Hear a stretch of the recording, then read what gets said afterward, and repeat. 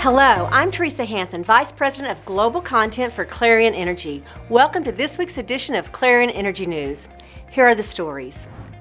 Story number 3. The U.S. Federal Energy Regulatory Commission, or FERC, finalized the expedited licensing process for hydropower projects this past week. The rule is part of the Commission's America's Water Infrastructure Act implementation. It aims to ensure a final licensing decision no later than 2 years after receipt of a completed application. The new expedited licensing process applies to original hydropower licenses for certain qualifying facilities at existing non-powered dams, as well as closed-loop pump storage projects. FERC said on April 18th that the final rule will take effect 90 days after publication in the Federal Register. As a side note, if you want to learn more about the latest in hydropower policies and technologies, you should attend our upcoming HydroVision International event. It will take place in Portland, Oregon on July 23rd through 25th. You can learn all about the event by visiting hydroevent.com.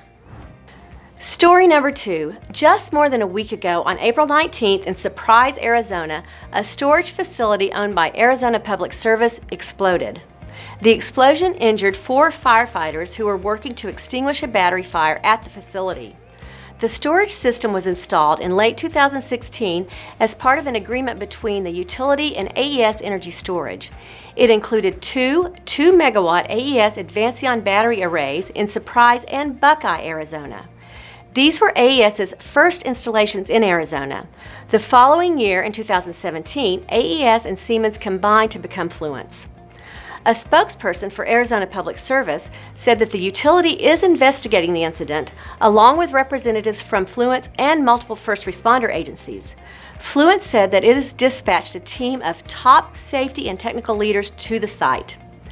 Arizona Public Service is investing heavily in battery storage, and just last month issued an RFP for up to 500 megawatts of storage.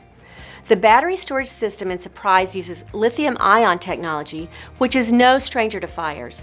Lithium-ion batteries have been responsible for numerous injuries and even fatalities from fires in laptop computers, e-cigarettes, and Tesla electric vehicles. Story number 1.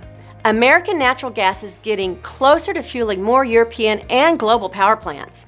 Last week, California-based Sempra Energy announced that its Port Arthur LNG subsidiary received federal approval to build and operate its liquefied natural gas export facility. This facility is under development in Jefferson County, Texas, and should be able to export close to 11 million tons of LNG each year. Port Arthur LNG received authorization from the Department of Energy in August 2015 to export domestically produced natural gas to countries with which the U.S. has free trade agreements.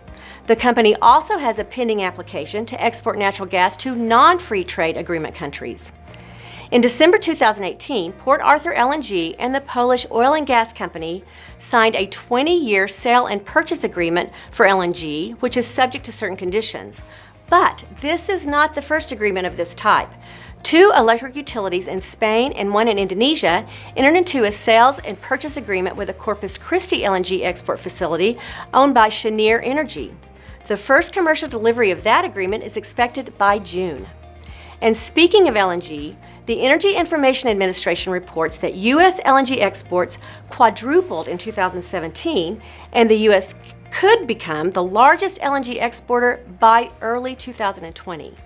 For this reason, PowerGen International Conference and Exhibition has added natural gas infrastructure to its conference coverage. That event will happen November 19th through the 21st in New Orleans. Also, before I sign off, I want to let you know that our energy delivery-focused event, Distributech International, is accepting abstracts for potential speaking opportunities at the event, which is coming up on January 28th through the 30th in San Antonio. The deadline to submit an abstract is May 31st. You can learn more about how you can become a speaker at Distributech by logging on to distributech.com. That's it for this week's Clarion Energy News. I'm Teresa Hansen. Thanks for watching.